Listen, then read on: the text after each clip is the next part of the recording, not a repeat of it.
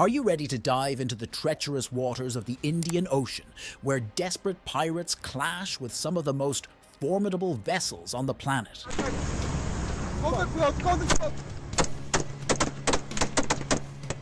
Picture this: a US Navy submarine, a silent hunter beneath the waves, suddenly finds itself in the crosshairs of Somali pirates, armed with nothing but rusty AK-47s and rickety boats. It sounds like a plot straight out of a Hollywood blockbuster, but the reality is far more gripping.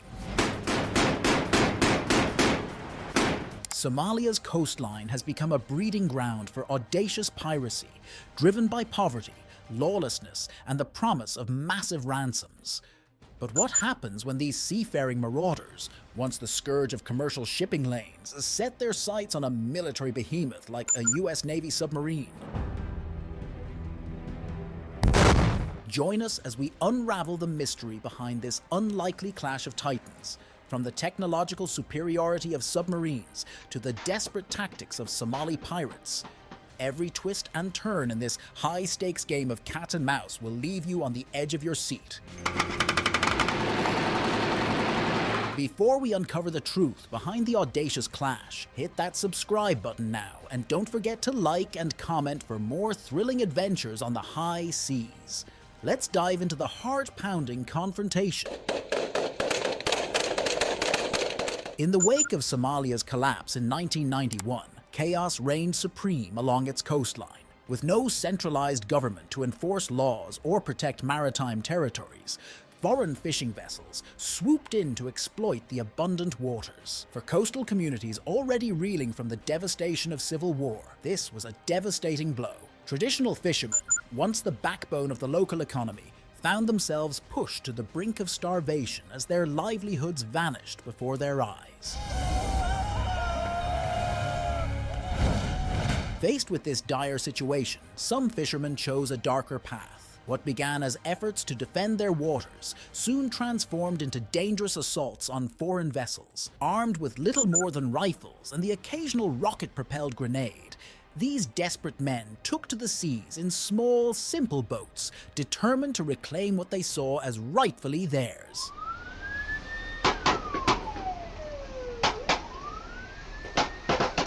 But as the piracy epidemic grew, so too did the pirates' sophistication. What started as opportunistic attacks on unsuspecting ships evolved into a highly organized criminal enterprise. Somali pirates began outfitting their vessels with GPS systems, satellite phones, and more powerful weaponry. Ransoms that once amounted to mere thousands quickly skyrocketed into the millions, attracting the attention of international media and law enforcement agencies alike. How do you approach a gang of pirates, terrorizing shipping on the high seas with posse of armed guards? In the vast expanse of the Indian Ocean, a deadly dance unfolds between Somali pirates and one of the most formidable naval forces on the planet, the US Navy.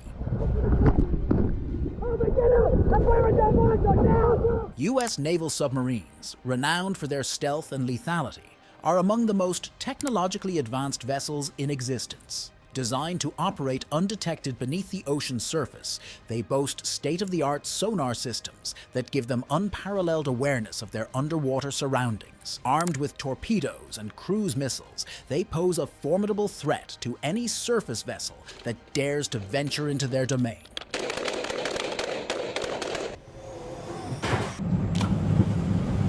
Somali pirates, on the other hand, operate in small, nimble skiffs, armed with limited weaponry. While they may possess a certain level of audacity and cunning, they stand little chance against the overwhelming firepower and technological superiority of a naval submarine. Attempting to attack such a vessel would be an act of incredible foolhardiness, akin to bringing a knife to a gunfight.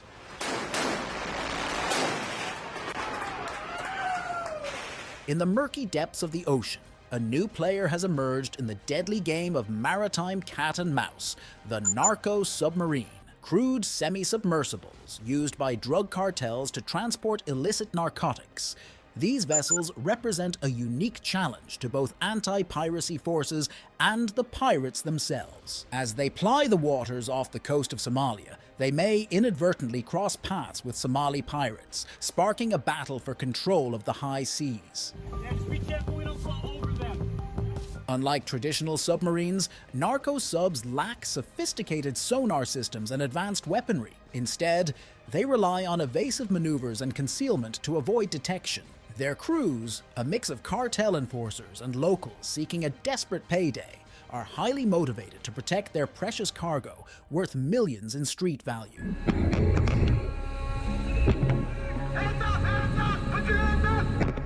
Somali pirates, operating in small, agile skiffs armed with rifles and the occasional rocket-propelled grenade, may view narco subs as potential targets for plunder. Attracted by the unusual profile of these vessels, they may see an opportunity for a lucrative score. However, upon realizing the nature of their target, a complex risk assessment comes into play. Go ahead, warning shot. Furthermore, pirates may underestimate the capabilities of narco sub-crews, assuming them to be easy targets. However, cartel operatives are likely to be well armed and prepared to defend their cargo at all costs. Any attempt by pirates to forcibly board a narco sub could lead to a violent confrontation with potentially deadly consequences.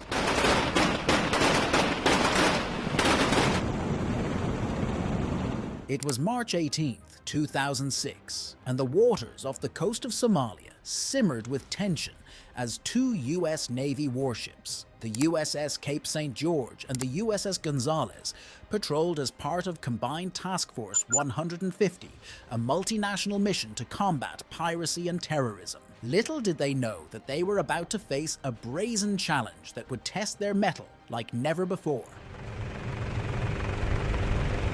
On the horizon, a blip appeared, seemingly innocuous at first glance. Fishing vessels were a common sight in these waters, but something about this particular vessel raised suspicions. It was a large, diesel-powered skiff, accompanied by two smaller attack skiffs, a classic pirate profile. Where's he at? Naval personnel aboard the U.S. warships observed individuals on the larger skiff brandishing what appeared to be rocket-propelled grenade launchers, a clear sign of hostile intent. While piracy was rampant in these waters, attacking U.S. Navy warships was an unprecedented escalation. The USS Cape St. George, a Ticonderoga-class guided missile cruiser, and the USS Gonzales, an Arleigh Burke-class destroyer, sprang into action, moving to intercept the suspicious vessel. The chase was on. That is the whaler! Don't know where the scoop is. As the Navy ships closed in, boarding teams were assembled on rigid-hulled inflatable boats, RAIBs. Their mission clear: investigate, verify, and, if necessary, apprehend the suspected pirates. But what awaited them was beyond anything they had encountered before. As the RHIBs approached the diesel skiff, it became apparent that the individuals on board were not fishermen, but pirates, and they had no intention of surrendering. In a desperate bid to escape, the pirates made a dash for the coast with the RHIBs in hot pursuit. The chase itself was evidence of the asymmetry of the encounter, a lumbering diesel skiff versus sleek U.S. Navy boats. But just before dawn, the pirates made their fatal move. They opened fire on the RHIBs with rocket-propelled grenades and automatic weapons. A desperate act born either out of recklessness or a complete miscalculation of their odds of survival. The rules of engagement were clear. The U.S. Navy ships were authorized to defend themselves, and the response was swift and overwhelming. Machine guns aboard the Cape St. George and the Gonzales roared to life, joined by other smaller caliber weapons, as the sea around the pirates' skiff churned under the torrent of fire. The pirates' fate was sealed. The larger diesel skiff, loaded with fuel drums, was the first to pay the price. Tracer rounds ignited a drum, and the skiff erupted in a fireball, burning down to the waterline.